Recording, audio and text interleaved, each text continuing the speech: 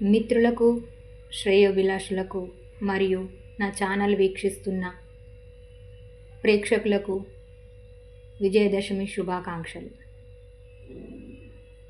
భారతదేశంలోనే హిందువులు జరుపుకునే పండగలలో ఈ దసరా ఒకటి. ఈ దసరా చాలా విశిష్టతను సంతరించుకుంది.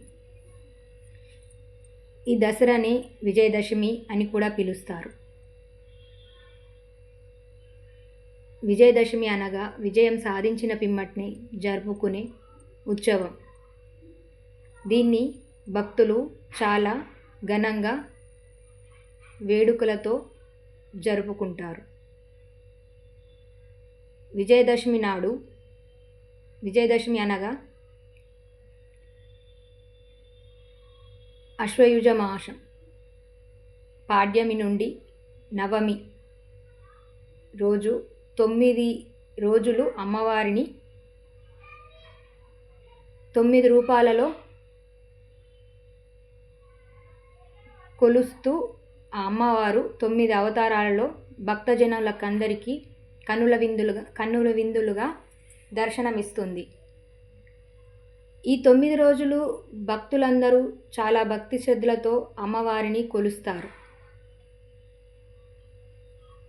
10వ రోజున ఈ దశమి రోజునే విజయదశమిగా జరుపుకుంటారు. త్రిమూర్తులైన బ్రహ్మ, విష్ణు, మహేశ్వరుడు అసురులలో ఒక్కడైన మహిషాసుర మర్దున్ని సంహరించడానికి వాళ్ళతో కాకపోయేసరికి లోకపావని, లోక జగద్రక్షిణి అమ్మవారిని అనగా దుర్గాదేవిని శరణు వేడగా ఆ మహిషాసుర మర్దుని సంహరించడానికి మహిషాసుర మర్దినిగా అవతారం మెత్తి మహిషాసుర మర్దుని సంహరించింది. చీకటి తర్వాత వెలుగు ఎలాగో చెడుపై మంచి గెలిచినట్టు ఈ విజయదశమిని చెప్పుకొస్తారు. పూర్వం రామాయణం ప్రకారం ఈ విజయదశమి రోజున శ్రీరాముడు రావణాసురుణ్ణి వధించి విజయం సాధించాడంట. అందుకే ఈ విజయదశమికి అంతటి ప్రాధాన్యత. ఈ రోజున ఏ పని ప్రారంభించినా విజయమే చేకూరుతుందని ప్రగాఢ విశ్వాసం. మహాభారతంలో పాండవులు తమ వనవాసాన్ని ముగించుకొని తిరిగి వెళ్తుండగా తమ ఆయుధాలను జమ్మి చెట్టుపై భద్రపరిచేవారట. ఈ జమ్మి కొన్ని ప్రాంతాలలో ఈ జమ్మి ఆకులను బంగారమని కూడా పిలుస్తారు.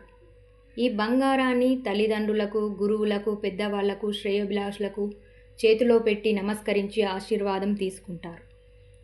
ఈ దసరా అందరూ జమ్మి చెట్టును బలవంతంగా ఇగ్గడం కానీ, లాగడం కానీ ఇలాంటి తప్పు పని ఎవరు చెయ్యకూడదు. కాస్త ఆకులను త్రుంచి అమ్మవారి ముందట పెట్టి నమస్కరించి ఆ పిమ్మటనే తమ వ్యక్తులకు చేతిలో పెట్టి ఆశీర్వాదం తీసుకోవాలని చెప్తారు. జమ్మి చెట్టు దగ్గర నేను ఇప్పుడు చెబుతున్న శ్లోకం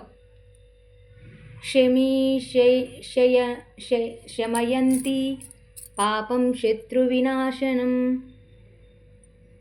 అర్జునస్య ధనుర్ధారీ రామస్య ప్రియదర్శనం ఆదిరాజాత్ వనరాజా వృక్షరాజ నమోస్తుతే అంటూ జమ్మికి ప్రదక్షిణలు చేయాలి. పూర్వం పాండవులు అరణ్యవాసాన్ని ముగించుకొని రాజ్యాన్ని తిరిగి వెళుతుండగా పాలపిట్ట కనిపించిందంట. దాన్ని చూసిన పిమ్మట పాండవులకు అన్ని విజయాలే సిద్ధించాయని చెప్తారు. ఈ రోజున ఆయుధ పూజ కూడా చేస్తారు. అనగా వారి వారి వృత్తులలో, ఉదాహరణకు కుట్టు మిషన్తో ఆదాయం సంపాదించుకునేవారు ఆ మిషన్కి కూడా పూజ చేస్తారు. వాహనాలకు, యంత్రాలకు, ఇంకా ఇతరత్ర వాటికి కూడా ఈ విజయదశమి నాడు పూజాది కార్యక్రమాలు నిర్వహిస్తారు. ఈ విజయదశమి నాడు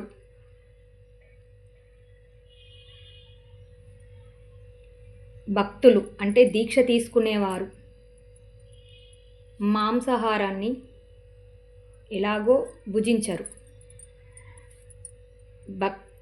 దీక్ష తీసుకున్న వారే కాకుండా మిగతా వారు కూడా ఈ విజయదశమి నాడు బొబ్బట్లను అనగా పిండి వంటలు, బొబ్బట్లు ఇలాంటి ఆహారాన్ని తీసుకోవాలని పూర్వం నుండి చెప్తున్నారు. విజయదశమి అనగా అందరికీ విజయం చేకూరాలని కోరుకుంటూ, ఆకాంక్షిస్తూ సెలవు తీసుకుంటూ, అమ్మ దయ ఉంటే అన్నీ ఉన్నట్లే.